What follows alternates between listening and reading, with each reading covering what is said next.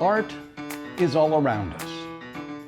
It can be in sculptures, paintings, or photographs like these on display at the Little Egypt Art Association in Marion.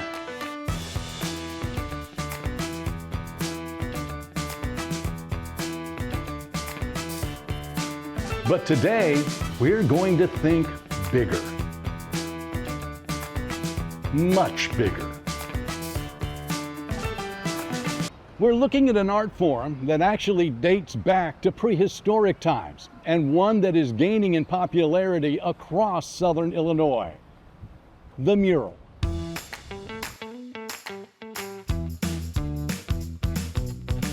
It's been said every picture tells a story. These murals are no exception. I'm Mark Kiesling. Come with us as we travel through several communities to feature the larger-than-life work of brilliant local artists who dream and paint big. It's our latest trip along the Illinois Backroads. You can find murals like these throughout Illinois. Today, we're featuring murals along the Route 13 corridor and the work of 4 local artists. We start in Marion with mural artist Chris Kilman. Marion is a city that boasts nearly 30 murals. This one on the side of the Little Egypt Art Association building was painted in 2009 by Kilman and more than 30 volunteers. It's one of the oldest murals in Marion. It's been said that every mural tells a story. Yeah. So what is the story behind this mural? Well, we all debated at a board meeting what the mural is going to be about. And here's the good part. I said nothing draws the human eye like other humans and a disaster. So I combined humans and a disaster. I thought, okay guys, this is how I'm going to design the mural. I'm going to create a disaster on the Marion Town Square. and then I'm going to populate it with people. Who are the people going to be? And the board immediately said, past presidents. So these are all past presidents of the organization, up to the point that we painted it. Now we've had some presidents after that, and they're wondering how I'm going to get them in there. Kilman has painted nearly 30 murals throughout southern Illinois, including this one at Woods Corner in Gallatin County, highlighting local tourist attractions. His work is also found in Herrin. One promotes the long-standing community celebration, Herrin Festa Italiana. Another honors our nation's veterans at the Doughboy Statue and Veterans Memorial on Park Avenue. Yet another features the high school's tiger mascot in an alley off Monroe Street. Kilman began seriously pursuing the art form after retiring from a career at the federal prison. My first real major project was I put together a team and we painted 6 murals in Metropolis. Once we got that one under my belt, I thought, yeah, then this one came next. Before beginning a mural, Kilman preps the wall by painting it with white primer. He then projects his design onto the building at night. You may have a hard time seeing where you're at night on a dark wall. But if you got a bright white wall, the Sharpie just stands right out and you know right where your lines are at and you can stay with it. So this mural we had to project from across the street over here next to the vault. So it took about 2 nights to project this mural because there is a lot of detail. So you have to project at night in order to see the image. Yeah. And then when you paint, is it like an all-day project for several days? Yeah, you're just painting when the weather's good. Mm-hmm. We love days like this. You know, this is great. Like many mural artists, Kilman likes to hide images inside the larger painting, from names of donors to animals to his own arm holding a paintbrush amid a pile of bricks. We have this big brick pile. We can hide a lot of things in there. I mean, there's the mouse right there. There's the crayon box right there. If somebody wanted a cardinal, We may start a new game around Southern Illinois, like Yeah. a scavenger hunt with murals. Yeah, Go find the hidden items. Right before I get ready to paint a mural, I always ask this one question: would you like me to hide something in the mural? And their eyes get, oh, really? We can hide things in the mural? I said, yeah, I'll put some stuff in there if you want it. And I had this one woman come out with a whole scroll. Oh my. I'm like, oh, wait a minute. That's a lot of work. Yeah. Can you narrow that down just Yeah. a little bit? You know, but yeah, I've hidden things in murals all over Southern Illinois. Kilman tells me he took up this art form for the challenge, but says there is also a joy in seeing the reactions of people passing by. Perhaps his favorite reaction came from a woman in Carterville. She and her husband own a set of storage buildings where Chris painted a series of murals. We're getting close to nearing finishing this mural, and the gal from Christy from the city council comes up to me. She said, "Chris, you going to put a name on this flower shop that we painted a fake flower shop on there?" And I said, "Well, I guess I could." She said, "Could you name the flower shop like Blooms by Olivia, the daughter that they'd lost at birth?" And I looked at her and I said, "Yeah, I can put anything you guys want on there." His wife didn't know we were doing this. And so I painted Blooms by Olivia, like on the front window of the glass of the fake flower shop that we painted on there. And then I just got it on the wall. I guess somebody alerted her that the mom that lost her daughter Olivia, and she pulled up on the other side of the road. I just happened to turn around and look over there across the street, and she was just crying her eyes out. Then she got out of the car, and I thought, I'm not sure how this is going to go down. And she just said, "I want to thank you so much. That is so beautiful. I can't believe you guys did that." And I got the biggest hug, and tears were flowing on me and her, and it was a waterworks opened up. So it was one of those touching moments where art really strikes emotions. Yes. And it was a moment. It was a real moment for me. When you touch somebody that deeply, it kind of makes it all worthwhile. Another local artist started her craft early in life. Her name is Maddie Dieters. So I would say I came out of the womb with a crayon in my hand. I was always an art child. I had my own little art desk and my own art supplies, and I just draw all day, every day. It was my passion as a kid. Maddie became an innocent and naive mural artist at the age of 14. And this mural behind us, this was your first mural? My very first mural, and what a first mural. 50 feet tall is crazy. So what made you undertake something this huge to start with? I think a little bit of stupidity. I was pretty ignorant. Whenever I was 13, it was the winter before the summer that I painted this. My parents were like, "Hey, do you have any interest in murals?" And I was like, "What's a mural? I don't know." Yeah. And I just made designs and I submitted them, and I had no idea that I'd get it, and I didn't understand how much work it would be.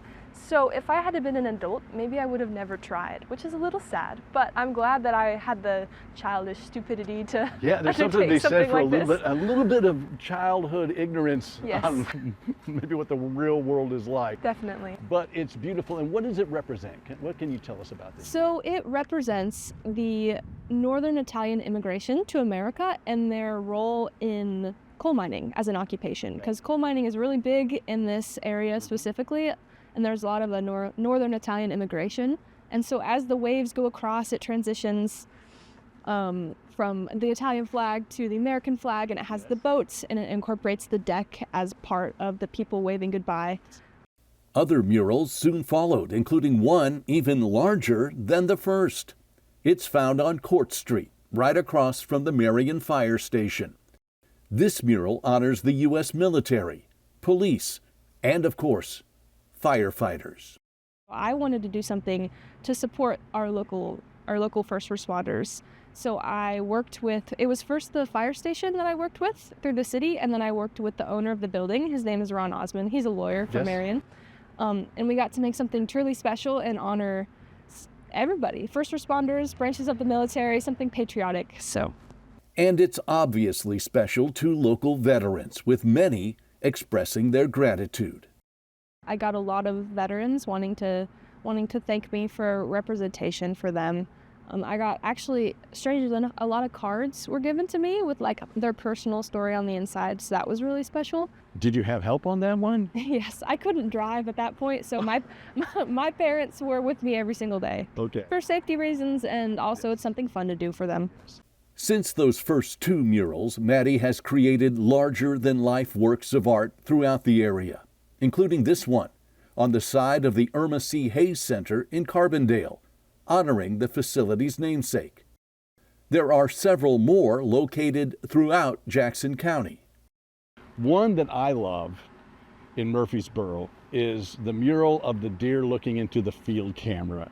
Tell us about that mural. I love that mural. It was my first mural that I got to incorporate something that I liked, because I love nature. Okay. If you give me free reign, I'm going to add nature to it. So it was kind of the first one that I was given a little bit more creative freedom, and I really enjoyed that. Okay, and one of my wife's favorites, her being a retired librarian, is the book mural behind the Carbondale Public Library. And you did that one as well. Yes. with help from other artists, right? Yes, so through a grant, I got to collaborate with a man named Jamal, and he was great to work with. He is a local from Murfreesboro, actually, so it was super fun to collaborate and have an assistant for that job. That job was super special because the community got to vote on what the books were. Perhaps her favorite mural is this one in her hometown. It honors Marion's sister city of Kanitown in Japan, the country where Maddie's grandmother comes from. What this is representing is in Kanitown, once a year they have a festival where they have this big giant boat filled with lanterns, one for every day of the year, and it goes down the river and the red bridge raises. And so you can see that lantern boat and the red bridge raising so it can go through. And then the next morning it goes back but covered with cherry blossoms. Oh, and nice. so it's all in origami. Yes, so Neat. I wanted to portray it with that. Yeah. Maddie has documented some of her work on her 3-Line Art Facebook page and YouTube channel, like this Buckminster Fuller mural she created in Carbondale. How have you grown as an artist? I think I've definitely become more resilient and learned how to balance my schedule, because I used to think, I have a mural, I have to get it done, everything else is dropped. So I definitely learned that. The second thing that you wouldn't think of is bring chapstick and sunscreen. I got sense. very burnt in my 4 years of painting murals, so. Our next artist is Josh Benson. When he's not overseeing operations at the Marion Cultural and Civic Center, Benson is often painting. You can find his murals throughout the city, like this one on East Main, highlighting a familiar neighbor. Or this tribute to the Beatles on Union Street. Or is that Abbey Road? We caught up with Josh in front of one of his favorite works, the Anthony Bourdain mural, commissioned by the owners of Seasoning Bistro. I sent them this design as a first draft. They loved it, and we never did anything past that. And I think that really came from it being something that I personally was so passionate about and love so much myself, that the design, the aesthetic, and the feel really came through as a sentiment towards Anthony Bourdain and respect for Anthony Bourdain. To set the atmosphere for painting Bourdain's image, Benson used a technique that helps him better understand his subject. I want to have him in my head as I'm doing the work. And so for this one, I had his audiobooks playing, and I would kind of sometimes change out of that to a playlist on Spotify that I found that was all background music for his TV shows. Okay. And that he was part of curating and selecting. And so it was between his music selections and his voice and his stories in my head the entire time to maintain his essence as I'm putting him onto the wall. Do you use a similar process in your other murals? I do. In the Louis Armstrong and Duke Ellington mural, it was all playlists of their music or playlists of modern artists covering their songs in different ways. So they were their art was in my mind and in my head the entire time that I was working on them. There's another mural on Union Street Arts that has a floating yellow umbrella in it with purple rain coming down, and that's a reference to Prince. And so we had found this YouTube playlist from YouTube Music of live club recordings of Prince jamming in clubs, to where it's not his final recorded music, it's his in the moment improvisation that was playing the entire time as we were doing that one. So how did Marion become a hub for murals? Chris Killman had the initial concept. Whenever they did the Little Egypt Arts piece, he really wanted to start it as a full movement in Marion. And that was all the way back in 2011. And it just never quite took off, but he had that concept. Eventually, the concept did take off during the COVID epidemic of 2020, when many businesses shut down. Some, like the Civic Center, decided to use that time to make improvements. We wanted to beautify the alley, which is the walkway from a lot of parking to get to the Civic Center. And so we put up a mural in that alley. I worked with Sean Vincelette to design and come up and paint. And I jumped on the wall with him, and my background is scenic design, lighting design, and so scenic painting and mural painting are really the exact same thing. It's all large format, large scale art. And so it was just a natural step, and once I did that first one, I just took off from there.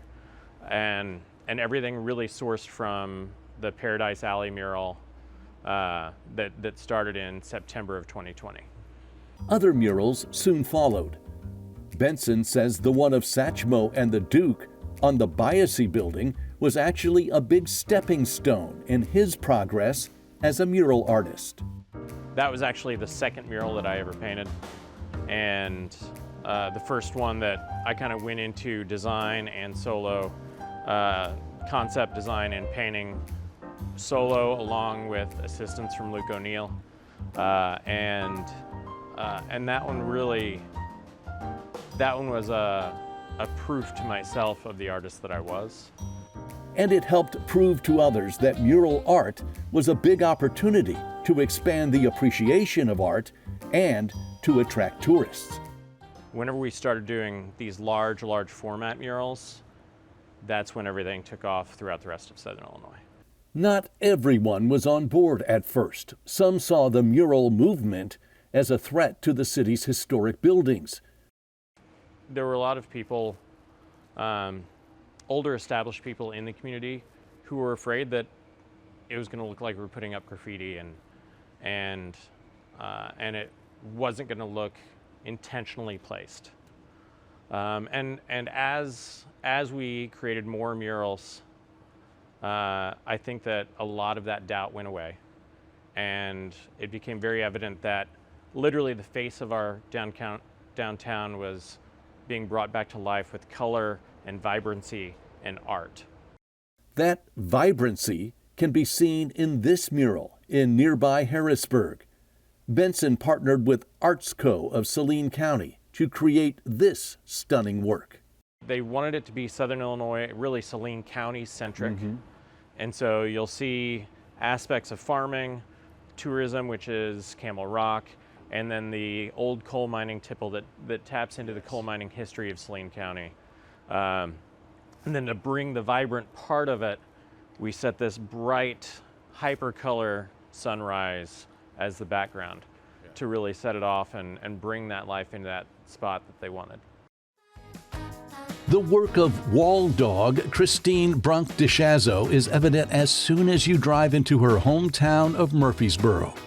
She painted this welcome sign and the mural next to the bronze statue of the Big Muddy Monster at the intersection of Routes 13 and 127. So this one happened because the mayor, Will, called and he said, I want a Big Muddy Monster mural. I want a retro Route 66. You've got to stop and see the statue. I want something that's a photo op. I said, can I design the Big Muddy Monster from the records of the Big Money Monster, where he's my drawing, my interpretation from the police records. It has the romance in it. Yes, and that then the tells classic the story, car. the river that the couple was parking on when they encountered the Big Money Monster. I said, I'll do it as long as I can also put a sign in there pointing people to food, shopping, art, and murals downtown. There you go. So yeah, this one happened fast and it was a lot of fun. So, and speaking of murals downtown, let's go take a look at some of the other work you've done Okay. in downtown Murfreesboro. Sounds great. Christine has been involved in so many murals, she's lost count of the actual number. She started as an old school sign painter. I started sign painting in 1978 with Weatherford Signs in Carbondale as a college student, and going out all across Southern Illinois. We painted Coke, Pepsi, Mountain Dew, Dr. Pepper, logos all over the walls of Southern Illinois. Besides painting nearly 24 local murals, Christine has helped create several outside the area with a group called the Wall Dogs. So the Wall Dogs came to be out of a group called the Letterheads. The Letterheads are the keepers of the craft. We are the old school sign writers that are teaching the next generation. 35 years ago, Nancy Bennett from Centerville, Iowa, had somebody that wanted murals. She put together a group of the Letterhead that were also good pictorial artists, and they produced several murals in a town.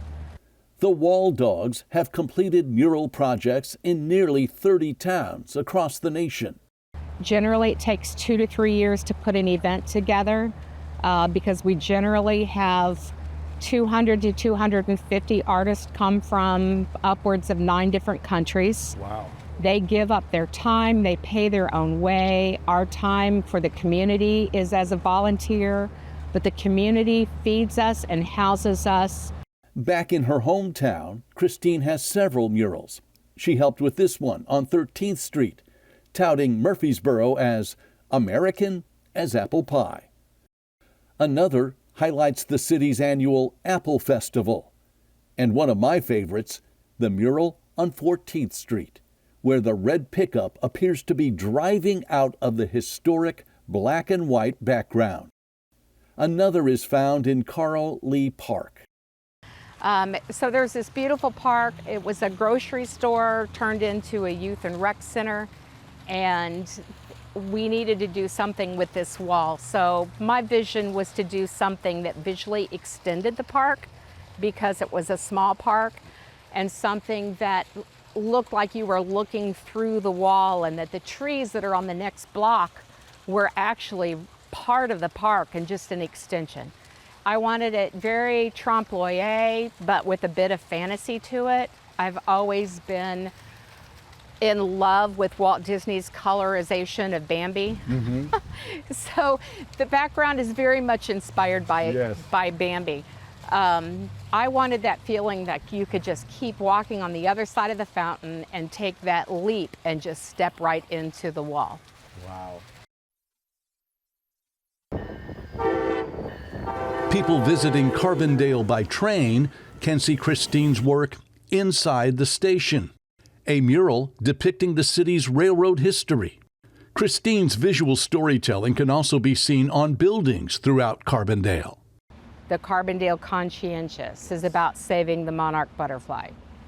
So that's still telling a story. The milkweed in the background is what we all need. We need more fields of milkweed to save the monarchs. The train station, interior one, the Logan one at Woodlawn Cemetery. Most of the murals I do have hours and hours and hours of historical research. That research led her to a photo of a bugler, which she included in her Woodlawn Cemetery mural, not knowing that bugler was actually a local man, Calvin Scott. That was just an act of God. It was a God thing that he is in that mural. I was doing my research. I like a blend of contemporary and historical.